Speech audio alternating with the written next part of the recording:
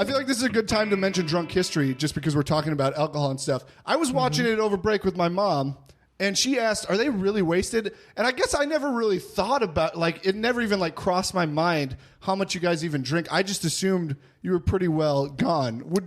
I'm sure you've talked about this process. That's a good, I mean, that's a justified question to ask because everything is so fake on TV. And, that's why I'm curious. You don't know what's prompted or what's just written in reality shows and all that. So it's safe to assume that people aren't drinking on Drunk History. But the truth is that everybody is really wasted on. Yeah, I assumed you were. Yeah. So was that easy for you? Was that hard for you? Because I feel like when you get to the level of drunk you guys are at, I just want to go to bed.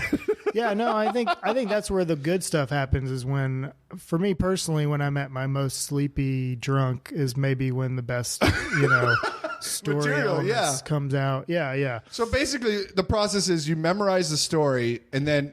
you become, generally it's something you're kind of more or less familiar with to begin with. Right. And then it's just when you kind of say, okay, this is the one we've all decided this is the one we're going to tackle.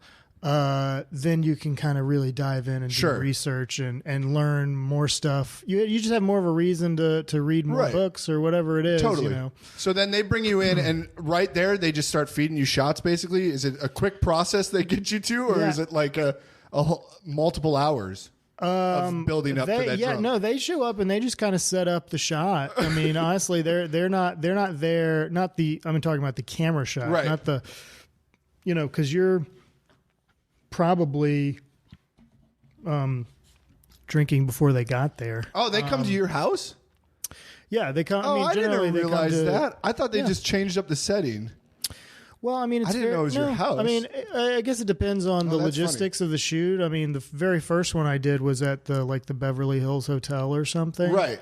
That was the video from like a few years ago. Right. So you were already there before they got there drinking. That one they picked me up and brought me to, but yeah, generally you start drinking before the shoot begins because you kind of need to have a little bit of going just like to so that a whole crew is not sitting there waiting for you to get a buzz, Yeah. But yeah, they certainly are. They're just like, how do you feel or whatever. I mean, they're not like, oh, we need to get you wasted, and then they just and they just start doing funnels to me and stuff. It's such a clever idea because the best stories come out when you're drunk and when you're just arguing amongst friends. So I think it's such a clever idea for a show. Oh, I mean, it's a brilliant idea, and I'm sure that Derek Waters and Jeremy Connor did not ever anticipate that it would last as long as it has or become what it has become. They're now doing it in Europe. They have they have a British version of it. That's awesome. Yeah, in the UK. I mean, that's got to be really rowdy. Yeah, I don't even know what that's going to be like. But do you have any like crazy drunken stories that like you didn't remember and then you saw it on tape from that?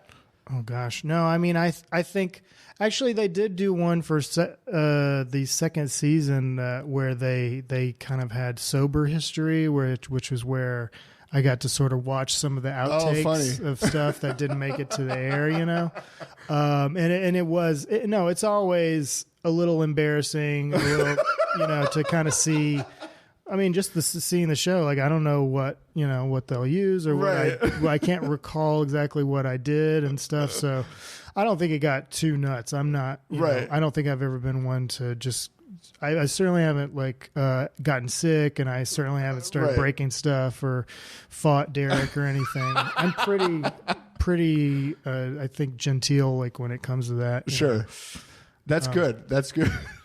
I've never referred to myself as genteel before, right? I think it just means the same as gentle, right? Right, I think so, yeah. I think when you're calling yourself gentle, though, you want to say genteel. It's more of a biblical term, the Gentiles and the Gentiles. Jews and the Jews. I didn't think about that. That's right. I am a Gentile.